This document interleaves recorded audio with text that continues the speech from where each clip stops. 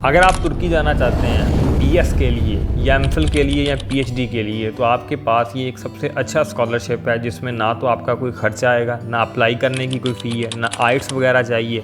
यानी जस्ट आपने एक वेबसाइट के ऊपर अप्लाई करना है और एक ही वेबसाइट है जिस पे आपने अप्लाई करना है और विदाउट एनी एजेंट आप अप्लाई कर सकते हैं खुद घर बैठे। बड़ा आसान सा प्रोसीजर है। इस स्कॉलरशिप का नाम है तुर्की बुर्सलारी स्कॉलरशिप। अब इसके मतलब आपने अप्लाई कैसे करना है, डॉक्यूमेंट्स कौन कौन से चाहिए, किस तरीके से आपने अपने आप को इसके लिए प्रिपेयर करना है, इस स्कॉलरशिप के क्या फ़ायदे हैं, ये तमाम पॉइंट्स आज इस वीडियो में आपके इंशाअल्लाह ताला क्लियर करूंगा। और ये बिलखसूस उन लोगों के लिए बड़ी एक अच्छी अपॉर्चुनिटी है जिन लोगों ने बीएस के लिए तुर्की जाना चाह रहे हैं। अब तुर्की के मतलब मैं ये आपको कहना चाहता हूँ, ये one of the finest option है बिलखसूस अगर आप लोग किसी मेडिसिन के प्रोग्राम के लिए जाना चाहते हैं, यानी फार्म डी वगैरह के लिए। लेकिन इसका चूँकि कंपटीशन थोड़ा टफ होता है, मार्क्स बहुत अच्छे चाहिए अगर आप मेडिसिन की तरफ जाना चाहते हैं। वैसे अगर आप अंडर ग्रेजुएट की तरफ जाना चाहें तो इसका जो क्राइटेरिया है, एलिजिबल क्राइटेरिया जो है मिनिमम, वो आपकी स्क्रीन के ऊपर शो हो रहा है। इसमें अगर आप देखें तो अगर आप किसी अंडर ग्रेजुएट प्रोग्राम के लिए जाना चाहते हैं तो आपके 70% मार्क्स मिनिमम होने चाहिए। और अगर आप एमफिल के लिए जाना चाह रहे हैं तो 75% आपके मार्क्स होने चाहिए।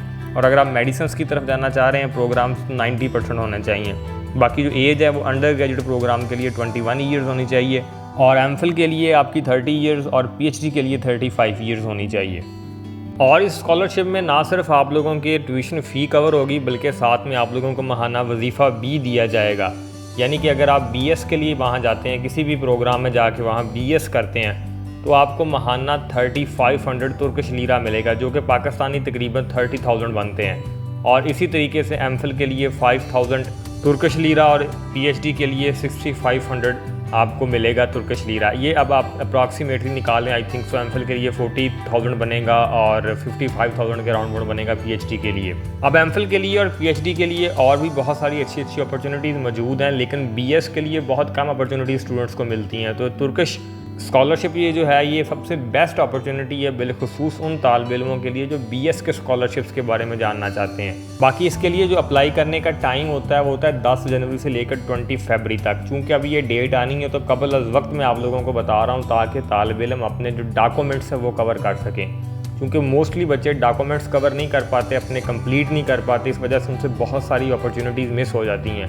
मैंने इससे पहले जितनी भी आप लोगों को वीडियोज़ बनाई हैं स्कॉलरशिप्स के ऊपर, तो एक ही चीज़ के ऊपर मैंने ज़ोर दिया है कि वो तालिब इल्म जो संजीदा है अब्रॉड जाने के लिए, वो सबसे पहले अपने डॉक्यूमेंट्स को कंप्लीट करता है। तो आप अपने डॉक्यूमेंट्स कंप्लीट करें और उसमें से सबसे पहला जो डॉक्यूमेंट है वो आपका पासपोर्ट होता है। और उसके बाद आपको जो दूसरी चीज़ चाहिए वो आपकी डिग्रीज चाहिए जो आपके पास होनी चाहिए। थर्ड वन, आपके पास एक पासपोर्ट साइज़ की एक पिक्चर होनी चाहिए। और बाकी इसमें से जो आपको बीएस के लिए जो मोस्ट इंपॉर्टेंट डॉक्यूमेंट है इनके अलावा वो है लेटर ऑफ इंटेंशन।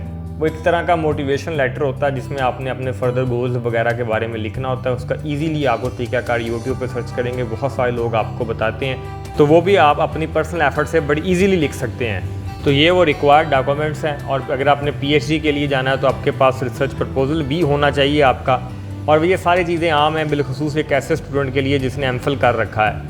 तो बाकी इसमें एक ही वेबसाइट है जो ऑफिशियल वेबसाइट है जो मैं अभी आपके स्क्रीन के ऊपर वाज़ह कर रहा हूँ, जहाँ से आपने अप्लाई करना होता है। अब इसी चूँकि डेट आनी है तो आपके पास काफ़ी टाइम है, 2-3 माह का, तो आप बड़ी कंफर्टेबली अपने डॉक्यूमेंट्स को कंप्लीट कर सकते हैं। चूँकि ये एक मेरिट बेस्ड स्कॉलरशिप है और अगर आपने कोई इंटरनेशनल एग्ज़ाम दे रखे हैं जैसे ग्री है, सैट है, एट्सेट्रा, तो आपके लिए ये प्लस पॉइंट साबित हो सकता है। अगर नहीं आपने कर रखे तो भी कोई इशू वाली बात नहीं, लेकिन अगर आपने दे रखे हैं तो आप ज़रूर अपने इसमें ऐड करें। और अगर आपके पास कोई लैंग्वेज टेस्ट मौजूद है जैसे टॉफल है, आइट्स वगैरह है, तो वो भी अगर आपके पास मौजूद है तो मैंडेटरी नहीं है, लेकिन अगर आपके पास आपने कर रखा है तो ज़रूर इसमें ऐड करें। तो वो चीज़ें आपके स्कॉलरशिप की जो चांसेस में से आपका इजाफा करेंगी। बाकी हम डिस्कस करते हैं अप्लाई कैसे करना है। जैसे मैंने बताया एक ही ऑफिशियल वेबसाइट है, इसी पे आके सारा काम होना बड़ा इजी है। 5 इसके स्टेप में अप्लाई करने के, जिसमें से पहला काम है अपनी लैपटॉप उठाएं, अपनी वेबसाइट खोलें, ये वाली अपना पर्सनल अकाउंट बनाएं इनकी वेबसाइट के ऊपर। इजीली आप अपनी पर्सनल डिटेल देनी है, अपनी आईडी कार्ड वगैरह, उससे आपका ये अकाउंट बन जाएगा अपने जीमेल वगैरह दे के।